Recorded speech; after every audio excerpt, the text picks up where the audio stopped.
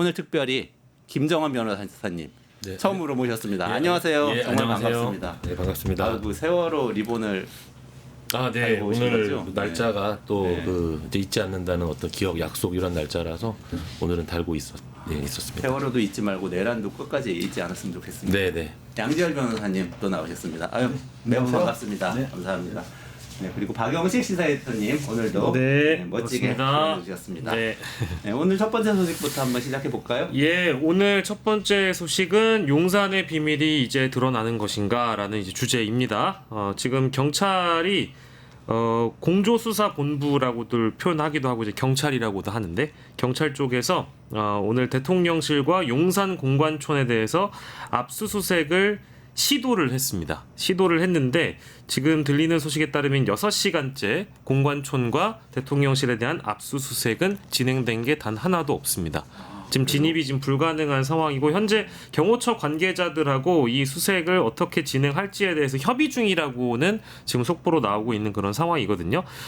이 어떤 방식으로 압수수색을 할 것인지에 관해 논의를 하고 있다라고 전해지고 있습니다. 그러니까 대통령실만 그런 게 아니고 한남동 공관 쪽에서도 마찬가지로 그런 지금 대기 중인 상태라고 하고요. 아무튼 충분히 협의를 하겠다고 경찰 비상계엄 특수단이 밝히기도 했습니다.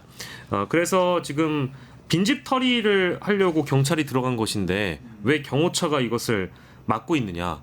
막으라는 지시는 누가 했느냐? 이런 거에 대한 지금 논란이 불거지고 있고요. 하필이면은 어제 김성훈 경호처 차장이 네네. 이달 말까지만 하고 자신은 그만두겠다라는 입장을 밝히자마자 오늘 이제 오전에 경찰이 압수수색에 들어간 거여서 그것과의 연관성이 있는 것인가 이제 이런 의문까지도 나오고 있는 상황입니다. 그것과 연관성이 있다는 거는 어떤? 뭐 이제 경호처 처장이 경호처 차장이 일단 사의를 표명했으니까 네. 경호처에서 김성훈 라인이라든지 혹은 김건희 라인이라든지 윤석열 라인이 힘을 쓰지 못할 테니 경호처에서 이제 어쨌든 막지는 않지 않겠냐. 네. 이런 식의 연결고리인데 그럼에도 불구하고 오늘 또 막고 이제 있는 거잖아요. 어쨌든 막고 있다라고 하니까 이 지시는 혹시나 뭐 한덕수 권한대행이 한 것인지 아니면 대통령실에 아직 사표를 내겠다고 했다가 반려된 인간들이 이 지시를 한 것인지 뭐 그건 좀 알 턱이 없습니다.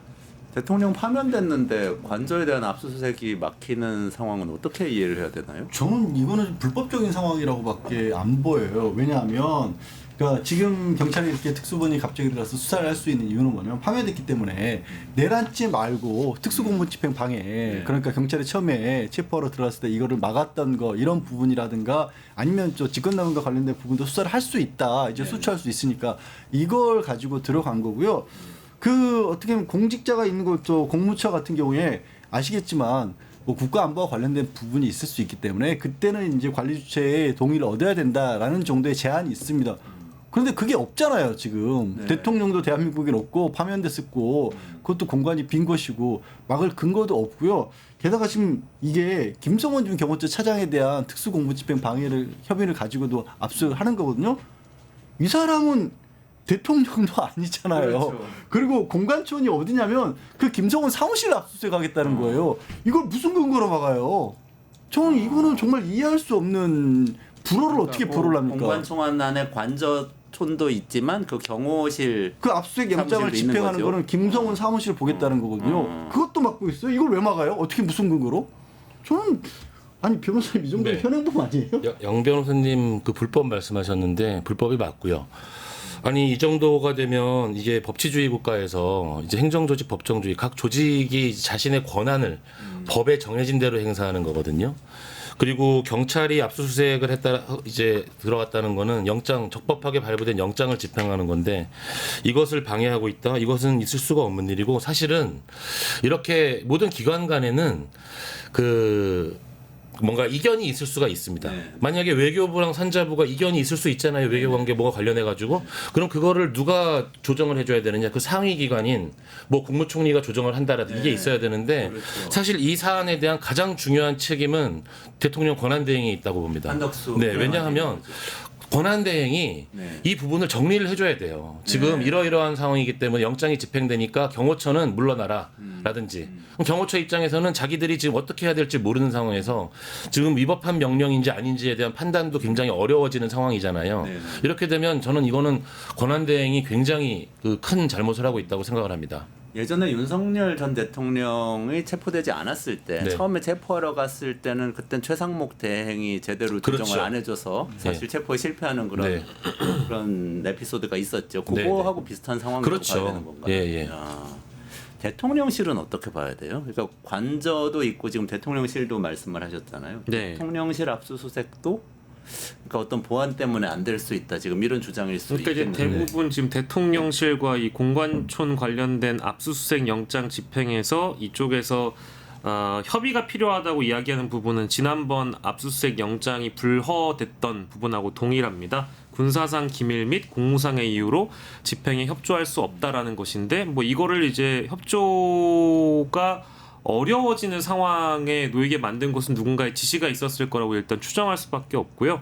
그리고 지금 장소를 세밀하게 적시를 해놨는데 일단은 방금 말씀하신 대통령실과 관련돼서는 이상민 전 행안부 장관의 내란 혐의와 관련해서 대통령 집무실 폐쇄회로 TV, 그러니까 CCTV까지도 CCTV. 포함해서 보려고 하는 것 같습니다. 그러니까 왜냐하면 행안부 전 장관이 이상민 전 장관이 단전 단수 지시를 윤석열로부터 받지 않았겠느냐라는 차원에서 그 집무실 CCTV를 보려고 하는 것 같고요. 다만 이제 이렇게 되면은 공관촌이니까 뭐 가령 뭐 안가 쪽 CCTV도 보려고 하는 거 아니냐 이렇게 생각하실 수도 있는데 언론 보도를 종합해 보니까 안가 쪽 출입 여부 확인과 관련해서는 이번에 압수수색 대상에는 포함이 돼 있지 않다고 또 하네요. 이제 그런 거 보면 일단 뭐 다 이게 좀 뭐랄까 오늘 나온 영장에는 뭐 장소와 정확한 내용들이 적시가 되어 있을 텐데 어떤 부분들은 필요에 의해서 포함이 되고 어떤 부분들은 빠져 있고 그렇게 지금 정리가 되고 있는 것 같습니다.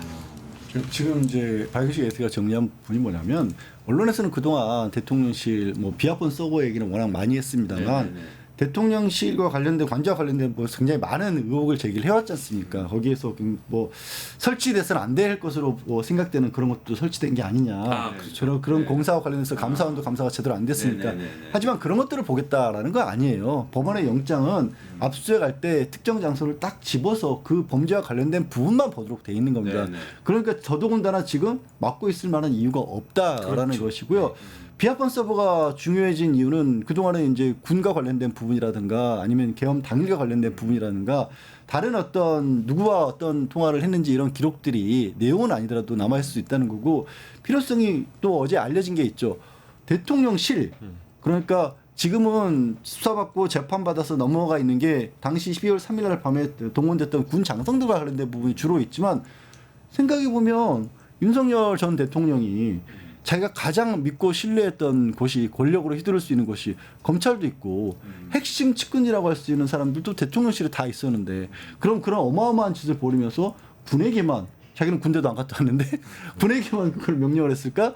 비서실도 뭔가 동원했을 가능성이 있고 대통령실도 그렇죠. 군에게도 연락했을 가능성이 있는데 어제 나온 게 알려진 게 대통령실에 근무하던 사람들 죄다 휴대전화를 뭐 6번, 3번씩 바꿨잖아요. 네. 그거 봐야 될 거 아니에요. 그러면 그걸 막고 있는 겁니다.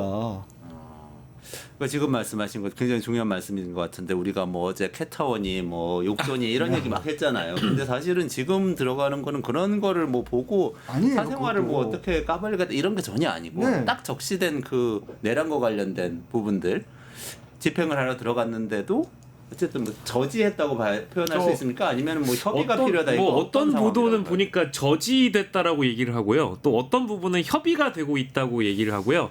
또 어떤 보도는 사실 좀 한 발 더 앞서갔는데 수사기관이 대통령실에 대한 강제 수사를 성공한 적이 사실상 전무하다면서 임의 제출 형식으로 제출 받아야 한다라는 그런 투의 보도도 있어서 이건 좀 앞서 나간 보도인 것 같고 대부분 다 지금까지 현재 상황은 6시간째 압수수색 방식에 관해 논의를 한다. 그리고 이 서문 2층 회의실이라는 거 이제 경호동인 것 같아요. 경호동의 2층 회의실에서 계속 협의를 진행 중에 있다. 원활히 진행될 수 있도록 경호처와 충분히 협의를 하겠다. 이제 이 정도까지의 상황이라서 저지라고 표현하기는 지금 단계는 좀 넘어선 것 같고 협의 중이다라고 해야 되는데 저는 이걸 왜 협의하지? 라는 생각이 든다는 겁니다. 그렇죠. 엄밀히 얘기하면. 예. 일종의 강제 수사인데 네네. 협의라는 것 자체가 좀 이해할 수가 없고요. 지금 이제 사실 어제 그 김성훈 차장의 사의 표명도 연판장의 이야기가 나왔고요. 이번 탄핵 결정문에도 나오듯이 우리가 사실 이번 그 비상계엄과 관련돼 가지고 군인들의 소극적 저항 이런 것들을 탄핵 결정문이 굉장히 높게 평가했거든요. 이게 우리가 그 당시 그 체포영장 집행 때 경호처와 이렇게 그 공수처가 대립하던 상황은 사실 우리가 지금 그냥 이렇게 이야기하고 있어서 그렇지 정말 대한민국의 정말 가장 위험한 순간 중에 하나였습니다. 그렇죠. 양쪽이 다 총기를 소지하고 있었고 심지어는 나중에 정말 비하인드 스토리가 다 밝혀지겠지만 경호처 내부에서 뭐 총기를 사용하라고 뭔가 이제 추동하는 뭐 세력도 있었던 것 같고 그거를 제가 보니까 양식 있는 경호처의 어떤 분들이 네. 이제 그것을 좀 막아내고 체포와 관련된 것들이 진행이 됐기 때문에 그나마 이렇게 다행스럽게 일이 진행이 된 거거든요. 예.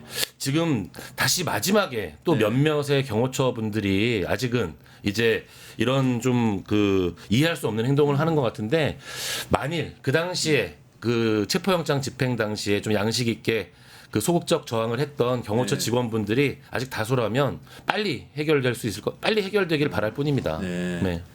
이게 그 김성훈 차장하고 관련된 이야기라면 네. 그러면 그때 체포 저지했던 말씀하셨던 네네. 그러니까 윤석열 대통령 1차 체포 공수처가 갔을 때 네네. 그때 저지했던 그때 1차, 2차 뭐 네. 두 번 이제 그때와 관련된 증거를 확보하러 그거 지금 수사하는 보는 거잖아요. 거죠. 네네. 그건 이제 특수공무집행 방해 네, 그때 네. 이제 그 경찰 내 경호처 내부의 직원들에게 다수의 직원들을 동원했고 무기까지 네. 지참하라고 그렇게 지시를 했기 때문에 그 부분 들여다 보라는 거고 아까 잠깐 얘기하신 것처럼 경호처에는 이 김 변호사도 지적을 하셨지만 대부분이 나가라고 지금 연판장 돌렸고 네, 네, 그 상황에서 회의를 열어서 또 이달 말까지 버티겠다고 하니까 거기에 대해서 또 왜 빨리 안 나가고 있냐라고 갈등이 있는 상황인데 그래서 저도 의아한 게 지금 그러면 6시간째 협의를 하고 있다는데 누가 주체가 된 걸까? 경호처에는 지금 이광호 본부장은 지금 휴가 중이라고 하고요. 이광호 본부장 이제 김건희 예, 씨 김건희 그 라인이라고 사람인데 하는 그 두 휴가 사람이 중이고 지금 문제인데 김성훈 차장은 이제 다른 직원들이 연판장을 돌려서 사의를 일단 표명한 상태고 그러면 대다수가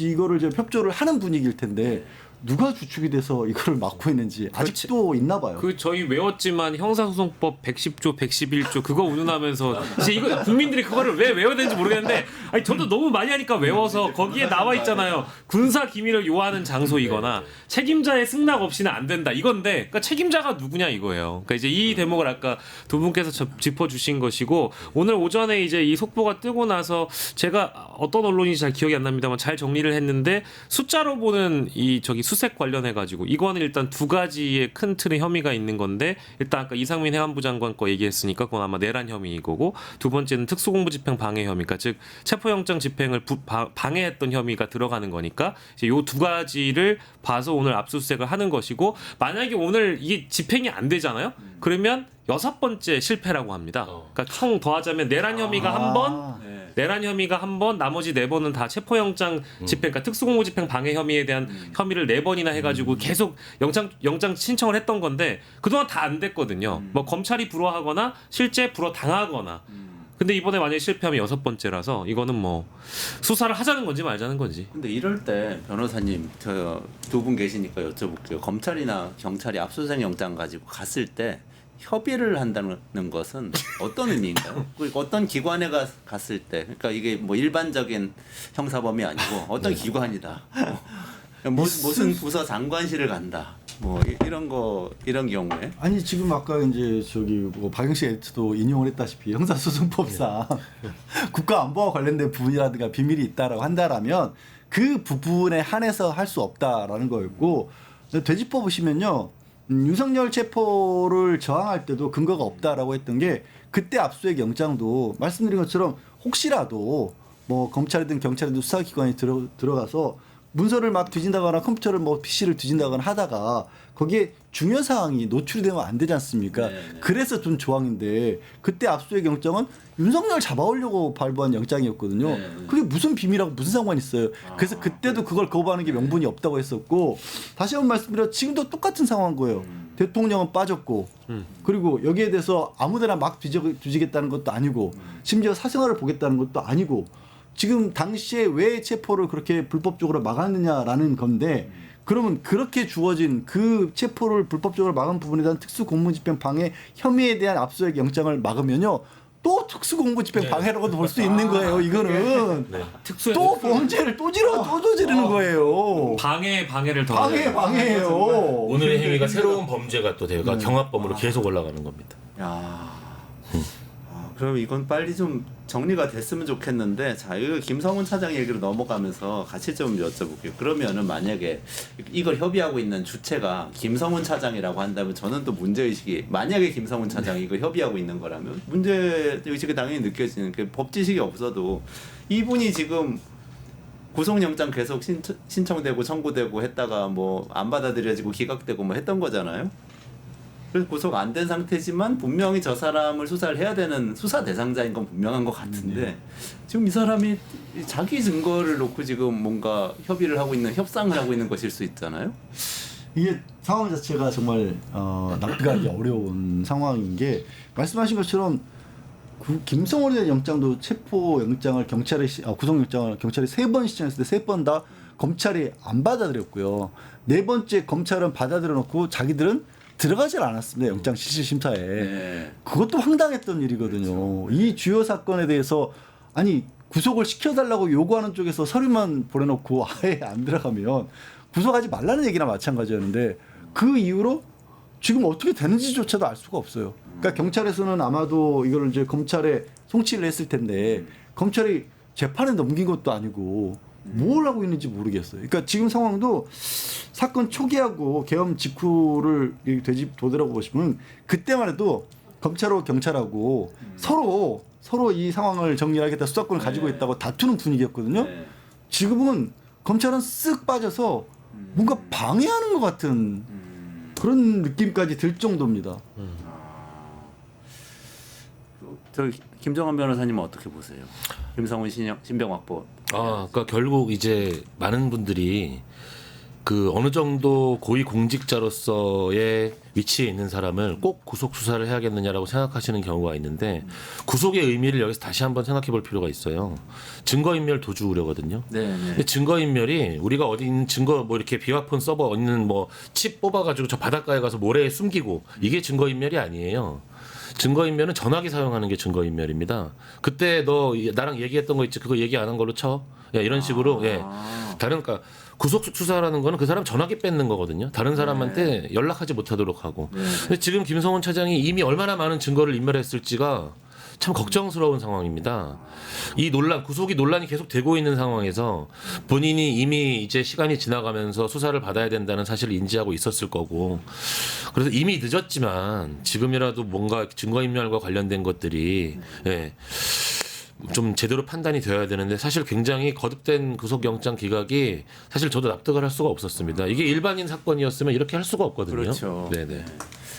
그러면 어쨌든 지금은 제일 시급한 것은 협의를 잘해서 또는 한덕수 대행이 조정을 해줘서 경찰한테 협조를 해라, 또는 경호처가 협의해보니까 협조해야 되겠다, 이렇게 나오는 게 현재로서는 최선인 거예요? 그럴 가능성이 있었으면 6시간 안 끌었겠죠. 조금 있으면 이제 그럼 어떻게 될까? 해 떨어집니다. 일몰 이유는 압수수색 못합니다. 원칙적으로. 이런 것도 다 정권 바뀔 때까지 기다려야 되는 겁니까? 그때 되면 진짜 증거 다 없어져 있는 거 아니에요?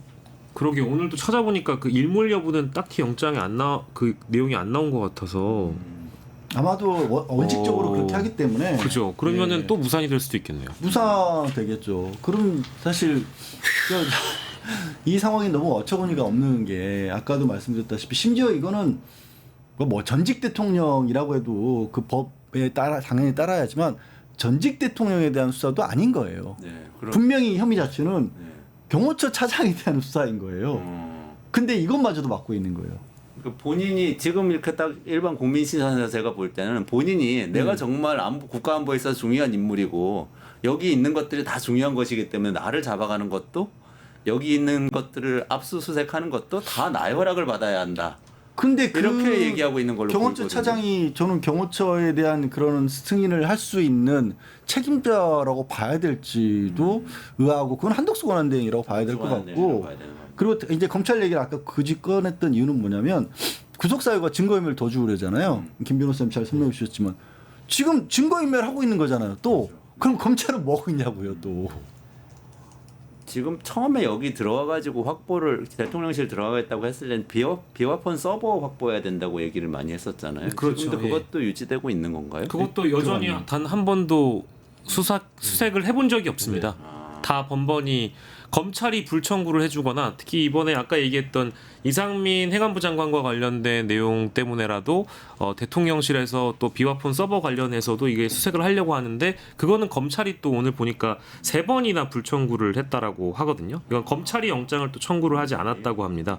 지난달 17일부터 이달 11일까지 3차례에 걸쳐서 이 압수수색 영장을 신청을 했지만 이것도 뭐 검찰이 영장을 청구하지 않았다라고 하고요. 요거는 이제 그 안가 출입 여부할 수 있는 CCTV와 또 이상민 행안부 장관의 비화폰 서버 이걸 이제 대상으로 하려고 했는데 이것도 안 됐고 그리고 경호처의 비화폰 서버 관리도 경호처 담당이기 때문에 경호처가 지급한 비화폰이 있잖아요. 그런 걸 또 함께 보려고 했는데 그것도 역시 경호처가 막아서 수색을 못했고 아무것도 한 게 없습니다. 사실은. 나머지 다른 기록들도 또 대통령 기록물로 지정한다는 논란이 있죠. 그건 뭐 어떻게 되고 있어요 지금? 아직까지도 그거에 대한 여부는 이제 한덕수 권한대행이 정하지 않은 걸로는 전해지고 있는데 다만 이 대통령 기록물을 또 대통령 기록관으로 또 이관하는 문제 또 그리고 기록관 관장의 윤석열의 라인이라고 또 볼 수 있는 사람이 기록관장으로 지금 최종 후보에 올랐다? 이 정도까지는 지금 나와 있는 상황으로 알고 있습니다. 그 기록관 후보라는 사람이 정무행정관으로 알려진 사람인데 네. 이 사람이 어떤 인물이냐면 MB 때부터 이 기록 담당 청와대 행정관을 행정 업무를 맡았던 사람입니다. 그리고 박근혜 때도 맡았었고 그런데 MB 때와 박근혜 때 무슨 문제가 생겼죠? 더 이렇게 생각해 보시면 MB 때 그 나중에 보니까 청계재단에 청와대 문서들 다 그 보관해가지고 가지고 있다가 들통나는 바람에 그게 또 주요 수사의 근거가 되기도 했었고 박근혜 때도 청와대에 있는 문서들을 제대로 정리 안 한 상태에서 캐비넷 열려가지고 굉장히 많은 문건들이 쏟아졌던 상황이 있지 않습니까? 그런데 그런 일들을 했을 것으로 보이는 주체가 다시 이번에 아예 대통령 기록관 관장 자리를 맡을 수 있다라는 거예요. 그래서 지금 이 얘기를 들으시면 야 그럼 그렇게 허술하게 관리했다는 얘기 아니야? 그게 아니라 지금 걱정되는 부분은 지난 한 3년 가까이 대통령실에서 이루어졌던 뭐 생산됐던 문서들 중에는 계엄과 관련된 문건이 있을 수도 있고 그 밖에 다른 뭔가 문제가 있는 범죄일 수도 있는 문건들이 있을 수 있잖아요. 그거를 만약에 이 지정에서 비밀로 기록을 이 지정을 해버리면 30년 동안 열어볼 수가 없어요 원칙적으로.